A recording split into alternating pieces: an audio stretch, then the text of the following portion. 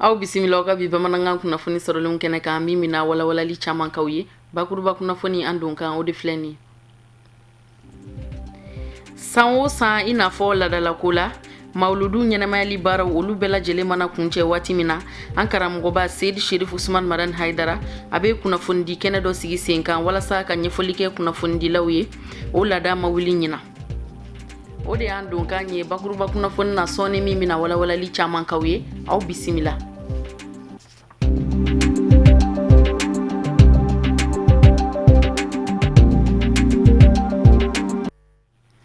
An balima bamanankan mɛnnaw Mali kɔnɔ ani Mali kɔ kan foli ani waliɲuman dɔ bɛ ka taa aw kelen-kelenna bɛɛ lajɛlen ma. Mali minisiri min ka caw bɛnnen don Mali jamana ani jamana wɛrɛ ni ɲɔgɔn cɛ koɲɔgɔn ɲɛnabɔli ma ani Mali minisiri min ni o fana ka caw bɛnnen don maliden minnu sigilen don kɔ kan olu ka caw ɲɛnabɔli ma u jɛra ka kunnafoni di kɛnɛ dɔ sigi sen kan tɛnɛn don ka sanga ni ŋunuŋunukanw ye min bɛ tali kɛ bɛnkan sɛbɛn de bolonɔbilali la min bolonɔbilala Mali jamana ani Union Européenne jamana ni ɲɔgɔn cɛ tungarankew ka lahalaya kun kan u y'a jira k'a fɔ ko fɛn min bɛ ka fɔ o bolonɔbilako la ko ani tiɲɛ ko cɛ ka jan ɲɔgɔn na. Amadu Kamara Fatumata Dumbiya Sherifila Jabaraniso tɔgɔ la sɔrɔlen filɛ nin ka kɛɲɛ ni ŋunuŋunukan min ye an ka jamana labɔ nin tile fila in kɔnɔna na min bɛ tali kɛ ka ɲɛsin an ka tungarankew ka lahalayaw ma o kadira kɔnɔna na minisiri minnu ka ca bɛnnen bɛ Mali ani jamana wɛrɛw koɲa ɲɛnabɔli ma ministre des affaires étrangères n'a ɲɛma ye Abdoulaye Diop ye ka fara minisiri min ka ca bɛnnen bɛ maliden minnu sigilen bɛ tunga na ministre des Maliens de l'extérieur n'o fana ɲɛma ye Abdraman Sila ye u jɛra ka kunnafoni di kɛ ka ni ŋunuŋunukan in k'a galontigiya k'a jira k'a fɔ ko tiɲɛ t'a la bi tiɲɛ t'a la sini Mali min bolonɔ bila la wa Mali tɛ ni bolonɔ bila nin sɛbɛn na. baara yɛrɛ n'a kɛcogo b'a jira k'a fɔ ni aw sigira ka kuma i ko jamana ni jamana cɛ aw b'a bolo bila gafu dɔ la n'a bɛ fɔ ma ko communiqué o communiqué kɔni signera an ma dogo yɛrɛ parce que ministre des affaires étrangères y'a signé don min a yɛrɛ y'a bila internet kan bɛɛ k'a dɔn donc fɛn dogolen t'a kɔnɔ maintenant ni o ministre seginna ka taa ale ka jamana la ka taa disi gosi ko anw ye accord signé ko k'a fɔ maliden minnu bɛ Mali kɔfɛ u bɛ n'u gɛn a y'a da sagona kuma de fɔ a yɛrɛ b'a dɔn a ye mun fɔ tiɲɛ tɛ o kɔnɔna la an bɔlen o kalama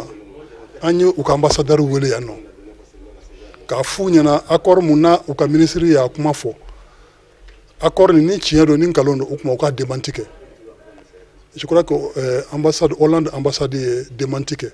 o papier a dira journalistes bɛɛ ma bi k'a jira k'a fɔ accord ma signé bolonɔ bilala papier mun na a fɔ ma ko communiqué conjoint et puis an ka jamanatigi fana aw b'a dɔn mɔgɔ mun don a tɛ se ka hali miiri ni ɲɔgɔnna yɛrɛ la k'o bɛ se ka kɛ. aw yɛrɛ b'a dɔn jahadi min bɛ jamana kɔnɔ ani ɲɔgɔn faamuyabaliya min bɛ jamana kɔnɔ n'o kun ye ko k'a fɔ ko an ka jamana ani jamana wɛrɛ k'an y'an bolonɔ don bɛnkan sɛbɛn na ko o bɛnkan sɛbɛn laban ye de k'a fɔ ko an bɛ tubabu jamanaw yamaruya u ka maliyɛnw minnu b'u fɛ yen nɔ ni papiye t'olu bolo u ka se k'olu gɛn u ka segin ka na Mali la an y'a yira ko o ko tiɲɛ tɛ an y'a fɔ an segira a kan ka tila ka segin a kan nka an tɛ k'a lamɛn sisan nɔ a bɛ ka fitina nati ani ɲɔgɔn faamuyabaliya maliyɛnw ni ɲɔgɔn cɛ. O kadara kɔnɔna na an bɛ aw ladɔnniya k'a fɔ ko Hollande jamana ka minisiri min ca bɛnnen bɛ Hollande jamana ni jamana wɛrɛw koɲa ɲɛnabɔli ma n'o ye Bert Koenders ye ale ye taama dɔ kɛ ka na an ka jamana kɔnɔ min kɛra desanburu kalo tile 11 ale de nin ŋunuŋunukan in sɛmɛntiya a seginnin kɔ a fa jamana kan. Malidenw n'an m'u lafasa an t'u labila an ka baara de y'o ye. Ni kunnafoni di in senfɛ an b'a yiraw la k'a fɔ ko minisiri fila in u kɔni ma u tɔ to bari sabu k'a da kan u bɛɛ lajɛlen nisɔngoyalen u y'a jira k'a fɔ ko nin kunnafoni ko nin ye fɛn ye min bɛ an ka jamana k'a lasegin kɔ ka tila ka jamana ɲɛmaaw k'olu tɔgɔ tiɲɛ. O sɛbɛn bɔlen an yɛrɛ bɛɛ dabali banna o jamana ɲɛmɔgɔ gouvernement ɲɛmɔgɔ an yɛrɛ bɛɛ lajɛlen an y'a mɛn journaux de kɔnɔ ko a filɛ dɛ ko aw ye accord de signé ni ninnu ye an yɛrɛ bɔ fɔra ka ɲɔgɔn ɲininkali daminɛ a ye sika don an yɛrɛ ni ɲɔgɔn cɛ donc ni galon sugu dɔw nana n'i ma i kɛcogo dɔn a dugusɛjɛ anw ye communiqué bɔ k'a fɔ ko tiɲɛ tɛ anw kɛlen k'a fɔ ko tiɲɛ tɛ Mali journalistes y'a fɔ ko gouvernement ko tiɲɛ tɛ nka kubariya bɔra yɔrɔ min tubabu la olu si ma fɔ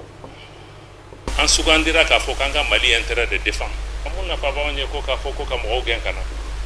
minnu yɛrɛ bɛ a problème b'olu da la fɔlɔ an ma baw ɲɛnabɔli la tiɲɛ tɛ sini wa fɛɛrɛ de don janfa de don nin ye janfa labɛnnen de ye parce que ma ye don o don hali ni k'i bɛ tiɲɛ fɔ i tɛ ɲɛ sɔrɔ. Ministre Job ka fara Abdramane Sila kan u bɛɛ lajɛlen kɔni y'a yira k'a fɔ an bɛ waati min ko sisan maa ŋaniya jugu minnu bɛ ka nin kunnafoni jugu ta ka ɲɛsin an ka jamana ma ko bɛɛ lajɛlen k'i hakili latigɛ k'a fɔ k'o tɛ tiɲɛ ye wa Mali tɛ ni bolonɔ bila nin na bi ma sini ani sini ma k'o ka jɛya bɛɛ lajɛlen dusukun na k'a sababu kɛ Mali ye jamana min ye tungarankew jɔyɔrɔ min b'u la jamana ɲɛta la ko o barika ka bon kosɛbɛ. Kunnafonidilaw olu bɔra ka caya ka na an karamɔgɔba Seydi Sherif Usman Madan Haidara ale ka kunnafoni kɛnɛ labɛnnen kɛnɛ kan kunnafoni kɛnɛ min ni a ye diinɛ ɲɛmɔgɔ caman fara ɲɔgɔn kan sigi a kɛra an karamɔgɔ yɛrɛ dagayɔrɔ la ni o ye Bangɔni Janginɛbugu ye Musa Fɔnba Ibrahima Kulubali Sherifila Jabarani so tɔgɔ la.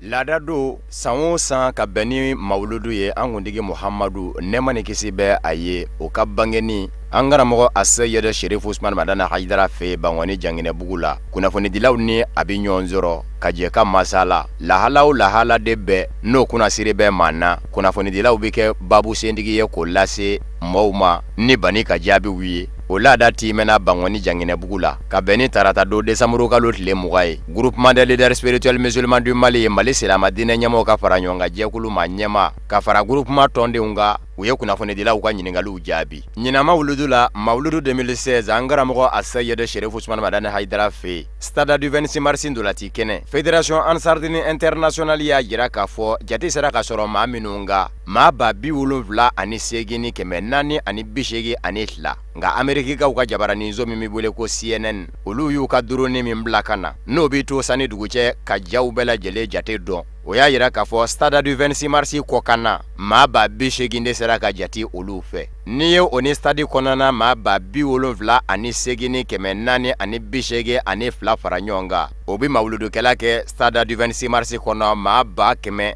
ani maa ba 50 ani maa ba 80 ani maa 482 karamɔgɔ y'a ka wale ɲuman nɔfɔli kɛ ka ɲɛsin jamana ɲɛmɔgɔw ma labɛn minnu sabatira mawuludu kɔnɔ kɛrɛnkɛrɛnnen ɲɛna lakanako ta fanw fɛ ɲinɛ an y'a ye lakanabaw y'u seko kɛ an bɛ u fo k'u wale ɲuman dɔn mais ye min fɔ Ansar Dinul Islamiya ta la bon Ansaru ka lakana ye adamadenw kisili ye u ka bi ɲɔgɔn kan ani alors ka sira jira mɔgɔw la ani k'u bilasira olu ka lakana fanba ye o de ye. Mawuludu bɛ kɛ anw ka jamana in kɔnɔ san jango wa mawuludu yɛrɛ ka don an ka jamana sariya sunba gafew la k'a jira k'a fɔ a don kelen bɛ bila baara tɛ kɛ wa mɔgɔw ka sara jɔlen bɛ to u ye a don kelen fɛnɛ na jamana fanga kun fɔlɔ de kɔnɔ Première République Modibo Keyita tile la Mali wasabulon kɔnɔ wasadenw ye hakilina in da nka indépendance talen kana se sisan ma indépendance talen kɔfɛ an fa Modibo Keyita Alassane Mamman Haidara kuma min o ye Assemblée nationale président ye olu de ye mawuludu do k'a bonya k'a fɔ o kumana ni mawuludu do bɛnna ni baarakɛ do ye a bɛ bila mɔgɔw bɛ taa kana taa baarayɔrɔ la nka u ka sara fana bɛ d'u ma o continuera fo bi o kumana an bɛ gouvernement fɛn fɛn nana kana bila bi ta in na an b'u bɛɛ lajɛlen fo nka an bɛ tila ka foli wɛrɛ kɛrɛnkɛrɛnnen kɛ ɲinan mawuludu ko la ka d'a kan IBK n'o ye Ibrahim Boubacar Keita ye président de la République yɛrɛ ale yɛrɛ nani jɔ mawuludu kɛnɛ kan 26 mars la o ɲɔgɔnna ma deli ka kɛ président fɛ Mali kɔnɔ yan o kɔrɔ ye jumɛn ye a ye jama min ye a y'a dɔn nin ye Ala jama ye a y'a dɔn nin ye kira kanuba jama ye a y'a dɔn mawuludu nafa belebele b'a la jamana yɛrɛ sabatili la an balimakɛ min filɛ ni aw bɔra k'a ɲininka sisan Toma a bɛ Faransi de a ye yɔrɔ caman silamɛya lajɛ a kun bana silamɛya yɛrɛ de la pepu parce que a ye yɔrɔ dɔw la ko n'i ye hali gitari jouer i bɛ faga n'i ye misiki jouer i bɛ faga donc a jigi misɛnyana a ye silamɛya ta k'a lajɛ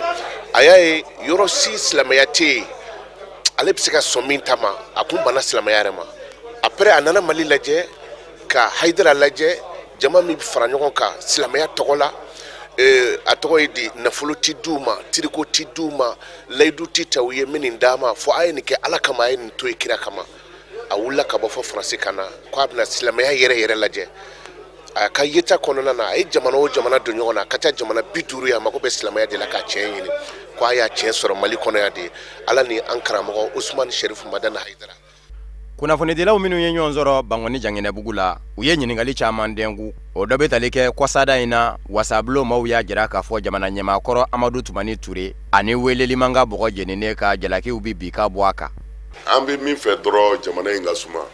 fɛn o fɛn bɛ mankan don a kɔnɔ an t'a fɛ o de la n ko o ye kuma duman ye fɔra y'an ka kɔrɔ an ko bɔn n'u sera ka nin ko bɛɛ fara ɲɔgɔn kan ten an k'an sigi ɲɔgɔn fɛ n k'o de ka ɲi ka ko in bɛɛ dabila parce que n'a fɔra ATT bi juge ATT kelen tɛ juge o ale kelen kun tɛ o mɔgɔ camanba de tun bɛ yen n'a fɔra ka nin bɛɛ juge jamana tɛ suma koyi nin ko kabini o yɔrɔ la u ka nin ko to tan an ka taa an ye nin fɔ y'a san caman ayiwa alhamdulilayi ni député ko k'a tɛ juge alhamdulilayi an k'an tɛgɛ di ɲɔgɔn ma dɔrɔn an ka jamana in an k'a lajɛ a bɛ suma cogo min na ne b'o dɔrɔn de ye ala sago sago. Kunnafonidilaw y'u ka nisɔndiya jira baaraw taabolow la k'a fɔ kabini san 2010 ni baara in n'u donna u ni banni ni ɲɔgɔn cɛ hali bi a bɛɛ senna u ye wale ɲuman dɔnfɔli fɛnɛ kɛ ka ɲɛsin a mɔ ni ka sɔrɔ ka dugawu don ɲɔgɔn ye ala bɛ se ka san natata jira an na cogo min. An ka laseli tɛmɛnenw na an y'aw ladɔnniya k'a fɔ an ka jamanakuntigi Elhaji Ibrahim Bubakar Keita minisiri ɲɛmaa Modibo Keita ka fara minisiri caman kan olu nana ka na Fédération Ansardine International ka fara an karamɔgɔba Seydi Sherif Usman Madan Haidara ale ka mawludu kuncɛli baaraw ɲɛnamaya an fɛ kɛnɛ in kan fɛn min sɔrɔla minisiri damadɔ da la o ye nin ye. Ne nimisi wasiyara bi n'i y'a ye silamɛ jamakulu min sigilen bɛ yan bi jamanatigi ka bɔ a sigiyɔrɔ la ka se olu ma gouvernement kuntigi ka bɔ ka se olu ma gouvernement mɔgɔw ka bɔ ka se olu ma yan o y'a ye k'a fɔ ko diinɛ o b'an ka jamana kɔnɔ o y'a ye k'a fɔ ko diinɛ minnu b'an ka jamana kɔnɔ a diinɛ mɔgɔw bɛnnen don o y'a ye k'a fɔ an ka diinɛ mɔgɔw fitinɛ t'u ni ɲɔgɔn cɛ o y'a ye k'a fɔ an ka diinɛ mɔgɔw olu ka diinɛ o ye ala ta ye o ye kira ta ye o ye ala kumakan ye n'i y'o faamu jamana kɔnɔ fitinɛ bɛ jamana min kɔnɔ i bɛ se ka ko caman bisigi i bɛ se ka ko caman dɔgɔda i bɛ se ka ko caman ɲɛnabɔ ni diinɛ mɔgɔw ye o de y'a to diinɛ mɔgɔw u jɔyɔrɔ maliko la bi a ka bon kunu u farala malidenw kan ka taa mali kuma fɔ ka mali tɔgɔ fɔ mali kɔnɔ yan fo mali kɔ kan ala ni olu ka baara ala n'u sababu mali fitinɛ min bɛ a nɔgɔyara dɔɔni ala n'olu sababu an sera ka accord signé Alger min b'a to bi an bɛ se ka fara ɲɔgɔn kan bɛn bɛ se ka sigi jamana kɔnɔ fitinɛ bɛ se ka dɔgɔya jamana kɔnɔ sitanɛ bɛ se ka bɔ jamana kɔnɔ malidenw bɛ se ka ɲɔgɔn ka kuma lamɛn malidenw bɛ se ka ɲɔgɔn faamu malidenw bɛ se ka ɲɔgɔn kumakan ɲɔgɔnya o de ɲɔgɔn tɛ o de y'a to bi gouvernement tɔgɔ la ani Thierno Diallo tɔgɔ la n bɛ min ka intérim assuré bi n b'a fɛ ka diinɛ kuntigiw fo k'u waleɲuman dɔn n b'a fɛ ka diinɛ mɔgɔw fo k'u waleɲuman dɔn n b'a fɛ ka f'u ɲɛna ko gouvernement bi jɔ a jɔyɔrɔ la min ye diinɛ ko ye jamana in kɔnɔ ka se k'a ta ɲɛ an ka laɲini y'o de ye. Vraiment nisɔndiyalen de nana yan ka na Haidara bilasira mawludi baara ninnu na vraiment nisɔndiyalen don jama bɔra an bɛ ka an nana soutenir ka d'a kan bi diinɛ ɲɛmɔgɔ minnu bɛ kɛlɛ kɛla pour que ka se ka silamɛya radicalisation kɛlɛ an ka jamana kɔnɔ donc wajibi don o ye jamana bɛɛ ka kɛlɛ ye donc an kana bilasira o kɛlɛ kan. An nana fɔra ka ban ŋaniyaw de sera yan ŋaniya sanuyalenw mawludi la ka ɲɛsin ala la kira yɛrɛ bonya kama kira kanu kama ala kɔrɔ o ŋaniya fɛn o fɛn taara k'an se kɛnɛ in kan yan ala k'an sɔn a bɛ jaabi cogo ɲuman na nin ye hɛrɛ de ye nin ye jama sanuyalen de ye nin ye jama barikalen de ye ala ka mali sɔn ni jama ɲɔgɔnw na ala ka ni ɲɔgɔndenw caya mali kɔnɔ an bɛ se ka hɛrɛ sɔrɔ cogo min na ala k'o nɔgɔya an ye ayi jamanakuntigi siɲɛ fɔlɔ yɛrɛ tɛ kɛnɛ kan a jamanakuntigilama siɲɛ fɔlɔ ye nin ye n'o tɛ a delila ka na sirifukɛ yɛrɛ y'a fɔ kabiri bi ma se o tuma an bɛ ala deli a jamanatigilama ala ka san wɛrɛ yira an na ala k'a se nin kɛnɛ in kan. Ka sanga ni o den kelen ye mɔgɔba caman silamɛya diinɛ kɔnɔna na olu fana ye u ka nisɔndiya jira kosɛbɛ ka sanga ni kɛnɛba in ye ka laban n'a ka duwawuba don Seydi Sherif Usman Madan Haidara ye an ye fɛn min sɔrɔ o fana na o ye nin ye. Hɛrɛ ye ani bonya ni karama an karamɔgɔ Usman Sherif Madan Haidara ni jamanadenw ye Haidara faamu Mali bɛ lafiya diɲɛ bɛɛ bɛ lafiya mɔgɔ min sigilen don ko ala ka tiɲɛ dɛmɛ ala ka jamana suma n'o jamanadenw y'o faamu dɔrɔn an lafiyara bi kɔni maliden bɛɛ lajɛlen hakili sigilen don k'a fɔ mɔgɔ faga ani ɲɔgɔn tɔɲɔ ani gɛlɛya banbali ko a bɛna ban ka bɔ jamana kɔnɔ wa a banna ka ban yɛrɛ ala n'an karamɔgɔ in sababu la assalamu alaikum. An nisɔn ka di ni ala sɔnna ɲinan mɔlidu ni kɛli la ɲinan mɔlidu a daminɛna ni kɔrɔta ni wasa ye ko caman kɛra ɲinan mɔlidu kɔnɔ vraiment an bɛ ala le fo k'ala barika la an b'a kuncɛli la bi k'a ɲini ala fɛ san ɲɔgɔn caman bɛ ala fɛ ala k'o d'a ma mɔlidu a tɛmɛcogo ɲɛna ni aw yɛrɛ ɲɛ b'ara an ka jamana ɲɛmɔgɔ a diinɛ ɲɛmɔgɔ ni jamana kuntigi yɛrɛ Elhaji Bubakar Keita a y'an sɔrɔ kɛnɛ kan yan n'a ka ministiriw ye an ka diinɛ ɲɛmɔgɔ bɛɛ tun bɛ kɛnɛ kan yan bi diinɛ ɲɛmɔgɔ caman bɔra jamana wɛrɛw la ka na jama caman fana nana komi aw yɛrɛ b'a kalama vraiment an nisɔndiyara ɲinan mɔlidu la a baara fana a bɛɛ tɛmɛcogo ɲɛna. An jɔlen bɛ Bamada ni den ka kɛnɛ kan dɔnnibaa min ni ala y'a da k'a bonya ka tɛmɛ fɛn bɛɛ lajɛlen kan Basande o de la an b'a fɔ a ye a na kuma ɲɛna ɲɔɲɛbali don maa ka ni maa kɛɲɛ n'aman kan Basande ye kulusavɛjiri ye a surunya t'a bali ka ye ɲɛna n'i ye nɔnɔ kɛnɛ dibilasigi o t'a yɛlɛma ka bɔ a disi kan o t'a yɛlɛma ka bɔ a cogo la. An bɛ ala fo ka ala waleɲuman dɔn ale min sɔnna k'an sigi kɛnɛ in kan alhamdulilayi dugawu kɔni kun cɛra an nisɔn ka di parce que ala sɔnna a ɲuman tɛmɛna fɛn ma mɔgɔ foyi sɔrɔ an b'a ɲini ala fɛ ala ka bɛɛ ɲuman don a ka so ka san wɛrɛ ta yira an na dɔw karamɔgɔya ka ala ka bɛɛ minɛ an ma ala k'an bɛn o kɔrɔ ala ka baraka don a kɔrɔ ala ka fɛn bɔ a kɔrɔ min bɛna baraka diinɛ na fo ka tɛmɛ a yɛrɛ ye min kɛ kan ala k'an yɛrɛ kɛ kɔmɔgɔ ɲuman ye kira n'a somɔgɔw kanu kosɔn sallallahu alaihi wasallam. An bɛ ala fo ka ala waleɲuman dɔn ala min sɔnna k'an kɛ nin kɛnɛ belebele in kan bi Usmane Sherif Madani Haidara a kɛra sababu ye bi ka mawludu jɛnsɛn Mali fantan 4 bɛɛ lajɛlen na et surtout duwawu min kɛra bi nin ye duwawu belebele de ye ka d'a kan mɔgɔ nana ni hami min bi a hami bɛɛ lajɛlen bɛ dilan mun na parce que sirifike yɛrɛ cɛ don cɛ min n'a ani ala bɛ ɲɔgɔn fɛ cɛ don cɛ min n'a kɔnɔna jɛlen don cɛ don cɛ min n'a sera ka diɲɛ fara ɲɔgɔn kan ni tiɲɛ tali ye ɲɛfɛ donc an nisɔndiyalen don kosɛbɛ nin kɛnɛ in kan ka bɛɛ fo ka bɛɛ waleɲuman dɔn. An bɛ dugawu kɛ Haidara ya Rabbi ya ma sijan ni kɛnɛya d'a ma ala k'o d'a ma ala ka ni kɛnɛya d'a ma jama ta fanga ya Rabbi ya ma ala k'o d'a ma ala ka sijan ni kɛnɛya d'a ma ani labanko ɲuman an kɔni bɛ dugawu k'a ye. Mawuluko in na an bɛ foli k'a la ka jamana fo ka jamana den bɛɛ lajɛlen fo ka tila ka dugawu kɛ jamana ye ani jamana den bɛɛ lajɛlen ka jamana foli kɛ a seyidi Sheikh Sherif Usmane Madani Haidara n'o y'an ka ustazu ye ani an fa a ka hakilina in na dɔnni ye fɛn ye a bɛ bɔ hakili la ala y'ale kɛ hakilibatigi ye ka tila ka hakili fitininw lakunu ka sira yira u la sira mun ni a bɛ kɛ sababu ye ka bɛɛ bɔ fili la. Jɛkulu min sigira sen kan denmisɛnninw ka hakɛ lapasali kama ani denmisɛn hakɛ lapasa jɛkulu min bɛ wele ko Save the Children olu jɛra ka kɛnɛ dɔ sigi sen kan walasa ka kunnafoni cari denmisɛnw ka furu joona kan Marietou Diallo Mohamed Sidibe Sherifla Jabarani so tɔgɔ la u ye fɛn min sɔrɔ an k'o ɲɛmada. Coalition malienne de défense des droits de l'enfant n'a bɛ fɔ o ma ko COMAD ale ni Save the Children ka bolo di ɲɔgɔn ma na u ye don kɛrɛnkɛrɛnnen dɔ sigi sen kan ni ka kunnafoni ɲuman di an ka diinɛ ɲɛmɔgɔw ma denmisɛnninw ka furu kan kɛrɛnkɛrɛnnenya la musomaninw jateminɛw y'a yira k'a fɔ ko diɲɛ kɔnɔ seconde 2 o seconde 2 denmisɛnnin dɔ bɛ taga di furu la k'a sɔrɔ a si ma se o jateminɛ kelen ninnu y'a yira k'a fɔ ko furu farisogo tɛ o denmisɛnnin ninnu kan wa ko olu yɛrɛ ye denmisɛnnin ye bangeli ma o bɛ kɛ sababu ye ka kɔlɔlɔ don u ka diɲɛnatigɛ taabolo bɛɛ lajɛlen na komadi ye ni kunnafonidi kɛnɛ in sigi ka ɲɛfɔli kɛ ka ɲɛsin o ma. Aw ma ye an ye alimamu wele ka na kun de b'a la parce que n y'a fɔ n ka discours kɔnɔ cogo min kin tɛ yen dugu tɛ yen jamana tɛ yen alimami tɛ yɔrɔ min donc alimami ninnu il faut k'u k'a faamu denmisɛnninw u ni fɛn de ka kan u ni hɛrɛ ka kan parce que bi denmisɛnnin de ye sini makɔrɔba ye bon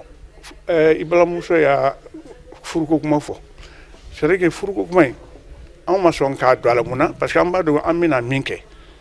denmuso ka kan ni fɛn min ye kalan kɔnɔ n'a y'a sɔrɔ a tora kalan kɔnɔ a bɛ hɛrɛ min sɔrɔ n'an ser'o ma alimamuw yɛrɛ bɛ tila k'a faamu k'a fɔ ka den bɔ l'école la ou bien k'a bɔ kalanyɔrɔ la k'a di furu la k'a sɔrɔ a ma se furu ma o ye kunko de ye mais an m'o fɔ mun na parce que sisan an y'a alimamuw yɛrɛ de wele u kana fɔ an ye dalilu min b'u bolo denmisɛnnin muso a ka kalanso kɔnɔ a kan ka to kalanso kɔnɔ wa a man ka to a la wa a ka kan ka furu joona wa a bɛ b'u yɛrɛw de da o de kama an y'u wele ka na parce que anw hakilinata ye min ye an b'o fɔ mais an n'u ka kuma an ka ɲɔgɔn faamu jamana ka hɛrɛ b'o de la parce que an b'a daminɛ bi ni Alahu taala jɛnna an bɛ taa yɔrɔ bɛɛ an bɛ taa Mali fan bɛɛ. n'a ma ɲɛ k'a fɔ ko an ka jamana sariya sunba kɔnɔ denmisɛnnin ka furu joona lakɔnen no komadi ni Save the Children ko olu ka baara bɛ ɲɛsin kunnafoni di ma ka se ka an ka jamana ɲɛmɔgɔw dɛmɛ ni kɛlɛ in na an ka diinɛ ɲɛmɔgɔ caman kun welelen don ni kɛnɛ in kan denmisɛnnin ka furu kan ka kɛ cogo di diinɛ yɛrɛ kɔnɔna la a kɛcogo ɲuman olu ye o kuma walawala an ye silamɛya sira kan a b'a kalama jamana in kɔnɔ yan nɔ limamu de bɛ adamaden kelen-kelenna bɛɛ ka ɲɛnamaya daminɛ a n'a laban na parce que furusiri la limamu de bɛ wele denkundi la limamu de bɛ wele o cogoya kelen na saya la limamu de bɛ wele donc fɛn fɛn adamadenya taa ɲɛ ni adamadenya sabati ye ni an welelo la an b'o jaabi ko yɛrɛ koloma yɔrɔ ye min ye o bɛ ka musomaninw ka denmisɛnninw ka furu an b'a fɔ ten tɔ mariage des enfants o min filɛ nin ye a bɛ komi an bɛ ka tɔɔrɔ dɔ de ɲɔni ni tɔɔrɔ dɔ ye k'a sɔrɔ fɛn min don dɔ kɔlɔlɔ ka jugu ka tɛmɛ dɔ ta kan furu ye fɛn min ye fɛn sakirilen de don fɛn min don fɛn barikama de don donc denmisɛnnin min bɛ don furu la k'a sɔrɔ a tɛ fosi kalama furuko la a bɛ komi n'i ka kɛlɛkɛdenw bila ka taa kɛlɛda la k'a sɔrɔ kɛlɛkɛminɛn t'u bolo k'a sɔrɔ i m'u dege kɛlɛ cogoya fansi la donc o de la an bɛ furusa cayalen ye sabula furu ɲɔgɔn ma labɛn u t'a dɔn furu yɛrɛ ye min ye o denmisɛnnin minnu bɛ minɛ ka don furu la a kɛra n'u ka jɛn sa a ma kɛ n'u ka jɛn sa kɔlɔlɔ caman de b'a la dɔgɔtɔrɔ y'u ta fɔ mais société yɛrɛ ka faamuya la tɔɔrɔ kɔlɔlɔ caman b'a la an bɛ nin baara in na kabi nin ko ninnu ma daminɛ n'o de ye denmisɛnninw ka lamɔ n'u ka lamarali ye an bɛ o baara in na a mɛnna bon min ye furu joona ni kibaruya ye hali sisan an b'a ɲini ka faamuyaw sɔrɔ a la yala hakilina est-ce que hakilina wɛrɛ b'a kɔfɛ wa n'a sɔrɔla hakilina fosi na k'a fɔ denw yɛrɛ ka kisili denw ni kisili ani denw bɛ se ka kalan cogo min na o kɔni o y'an ka baara de ye an bɛ continuer k'o de kɛ ka kɔni lajɛ in ye wa ni lajɛ in kɔfɛ an bɛna continuer ka o baara de kɛ ni ala sɔnna ma ni kunnafoni di bɛna kɛ sababu ye ka yɛlɛma caman don an bangebagaw ka faamuyali togo la sabula bi denmisɛnnin de ye sini maakɔrɔba ye an ka siniɲɛsigiw don u ni kalan ka kan an bɛ segin ka taa mawuludu baara kuncɛli kɛnɛ kan o kɛra duwawu donba kɛnɛ ye nabagaw bɛɛ lajɛlen u kɛlen kɔfɛ k'u ka hamiw jira silamɛ dɔw y'u ka nisɔndiya jira kosɛbɛ tata ture jagarija damele an ka sɔrɔlenw lajɛ Stade 26 Mars dɛsɛra mɔgɔw la sabula a fara iko dakɔnɔni a kɔnɔna a n'a kɛnɛma la dunanw ka fara dugulenw kan u bɛɛ lajɛlen y'u ka sewa yira nin kɛnɛ in kan ka fara u ka dugawu don kan ka ɲini ala fɛ dugawu minnu n'o kɛra kɛnɛ kan ala ka jaabi an bɛɛ lajɛlen ma jagokɛlaw parkɛriw n'o ye mɔgɔ minnu sigilen don ka mawulududenw ka bolifɛnw kɔlɔsi olu fɛnɛ y'u ka ɲagari yira ni mawuludu kɛli ye bari ni mawuludu kɛli ye nɔgɔya donna olu dayirimɛ sɔrɔli la an kɔni an bolila ka na mawuludu na bon kɛnɛmana ko a man degun parce que mɔgɔ i bɛ sa i diyaɲɛ ko de nɔfɛ fɛn min ka di mɔgɔ i bɛ boli ko de ɲɛɲini an kɔni ye nafa caman ye mawuludu ko in na o de kama an bɛ boli an bɛ na la an b'an ka baaraw bila a kama karamɔgɔ yɛrɛ fana kanu kama an bɛ dugawu kɛ karamɔgɔ ala k'a mɛn an kɔrɔ ala ka sija ni kɛnɛya d'an ma a fana ka dugawu k'an ye ala ka sija ni kɛnɛya d'an ma an nana ala ko de la ka na ala kira ko la ka na ayidara ko la an bɛ dugawu kɛ ayidara ye ala ka si ni kɛnɛya d'an n'a ma ala k'a ka denbaya ta fanga d'a ma ala k'a kisi k'a tanga k'a kisi juguw tɔɔrɔ ma san masiba n'a balaw ala k'o d'an ma ala ka san wɛrɛ yira an na an ye ɲinan ta ye cogo min ala ka san wɛrɛ ta yira an na an b'a ɲini ala fɛ ala k'an bɛɛ ka bato minɛ ala k'an bɛɛ hamiw dilan ala ka karamɔgɔ yɛrɛ mɛn an kɔrɔ mawuludukɛla hali san wɛrɛ hali sa ala ka dɔ fara an kan ala k'an bɛɛ hamiw dilan fɛn fɛn nana ala ka bɛɛ ɲuman segin an minnu bɔra an ka so kɔnɔ ala ka bɛɛ ɲuman segin ala ka kɛnɛya d'an bɛɛ ma ala k'an ka sanw caya ala k'an bɛɛ hamiw dilan mawuludu nafa camanba de b'a la nafa ye kelen an bɛ parking na an b'a nafa sɔrɔ bon an yɛrɛ fɛnɛ an bɛ hinɛ mɔgɔ caman na a fɛnɛ kɔnɔna na parce que dɔw fɛnɛ bɛ na i b'a sɔrɔ wari t'u bolo an bɛ hinɛ olu la bon an yɛrɛ fɛnɛ bɛ moto jɔ an bɛ nafa sɔrɔ la mais a kɔni a sɛgɛn ka bon wa tiɲɛ la dekun dɔw b'a kɔnɔ parce que baara o baara dekun b'a kɔnɔ dɔw bɛ yen nɔ olu bɛna mawuludu la ala kama mais dɔw bɛ yen nɔ olu bɛna mawuludu la u bɛna sonyɛli la hali kunu an sigiɲɔgɔn dɔw b'an kɛrɛfɛ u y'olu ka moto kelen na bɔ o cogoya la olu ninnu ɲɔgɔnnaw y'a dekun ye dɔw bɛ na u bɛ na n'u ye billet folofololen ye u b'o ta u bɛ tila ka na u jɔ an ma k'u ka moto tun bɛ yen nɔ ko moto tununna o dekun b'a la. n ye nafa min sɔrɔ a la a tɛ se ka fɔ o ka s'a dan na n ye nafa min sɔrɔ a la depuis 97 an bɛ karamɔgɔ ka kasetu wajuru kasetu feere voilà n b'a baara la depuis 97 alihamdulilayi fo ɲina an b'a la tanu k'a barikada sabu a sababu la an ma siri mɔgɔ la komi diɲɛlatigɛ ye don dɔw gwɛlɛya ni nɔgɔya ye mɛ n'a ta bɛɛ an b'a la fo k'a barikada an ma siri mɔgɔ la an bɛ karamɔgɔw fo karamɔgɔw ka nɛɛma dan t'a la karamɔgɔ mɔkɛ o cira ka kɛ hinɛ ye danfɛn bɛɛ ma wa karamɔgɔ k'a mɔcɛ tiɲɛ de ta a fana b'a mɔcɛ nɔ la a fana kɛra hinɛ ye danfɛn bɛɛ ma anw ye kasɛri feerelaw ye mɛ mɔgɔ si tɛ yen min tɛ kan ka dɔ sɔrɔ karamɔgɔ nafa la. Anw a bɛ san 20 ni kɔ bɔ sisan san 23 ɲɔgɔnna wali san 24 an bɛna mawulidi kɛnɛ kan donc n'i y'o don filɛ ka bi filɛ i b'a dɔn k'a fɔ ko kow bɛ laban ala ta de ma kow bɛ laban tiɲɛ ma quoi donc kabini a bɛ kɛ hippodrome na ni duwawukalan bɛ kɛ kuru kɔnɔna yɛrɛ la ka na bi ɲɔgɔnna ye k'a fɔ ko nin bɛɛ bɛna kɛ nin kɛnɛ in de kan yan nɔ i b'a dɔn k'a fɔ ko ala de ye masa ye. Alhamdulillah kunu sura n'a ye kunu samedi ye an ye mawulidi denkuli kɛ alhamdulillah ala ye bi sɔgɔmada nin fana yira an na ka bɛn bi jumasilonba in ma ala ye mawulidi denkuli an y'a duwawukalan de kan bi nin bɛɛ sɔrɔ na karamɔgɔkɛba ne sababu la n'a ye Sherif Usmani Madani Hayidara ye an y'o wele fɔ an na kuma la su ni tele ko ala y'a gagné hali même ta amsare bɛɛ la duwawu ye kɛnɛ ye sabu a kɛnɛ bɛ sababu di bi ka dunya lɔ an b'a ɲini ala fɛ sijan ni kɛnɛya ni labanko ɲuman o ye ala le bolo ala k'a dan d'a ma. Bon tiɲɛ yɛrɛ la mawuludi a bonya yɛrɛ kama an nisɔndiyalenba de don parce que an yɛrɛ ɲɛ bɛ jamana fan bɛɛ lajɛlen o nisɔndiya o tɛ se ka fɔ ka ban quoi donc an bɛ duwawu de k'an karamɔgɔ cɛ ye ala ka si ni kɛnɛya d'a ma ala ka labanko ɲuman d'a ma a bɛ hami fɛn o fɛn na diɲɛ ani lahara ala ka bɛɛ lajɛlen nɔgɔya ma. Mawuludu kɔni alhamdulilayi rabbil alamina an y'a kɛ hɛrɛ ni baden na bon bi kɔni ni ala sɔnna ma a kun bɛ cɛ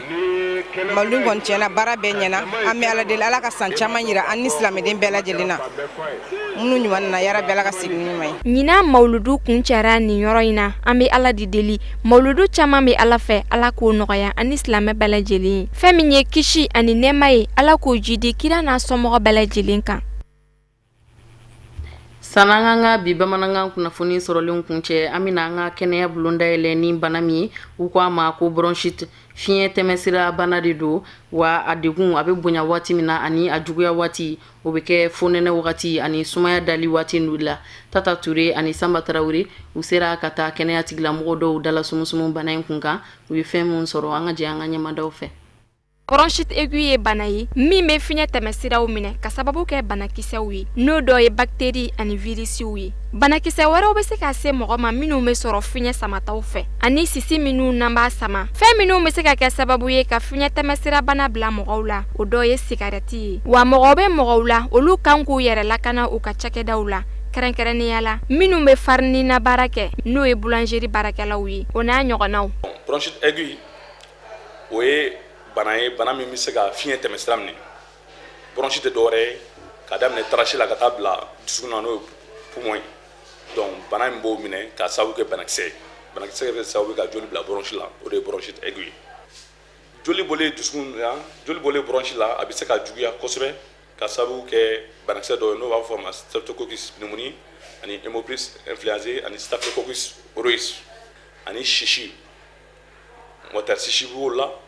baara dɔw b'o la o sababu la machine minnu bɛ usine kɔnɔ olu bɛ fiɲɛ minnu bila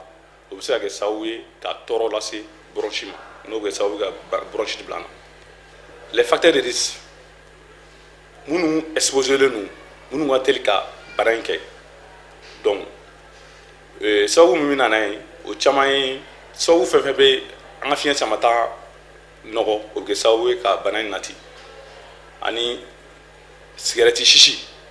ani sira u b'o la bon baara dɔw bɛ fana n'i kɛra olu kɛbaa ye a ka ca ala fɛ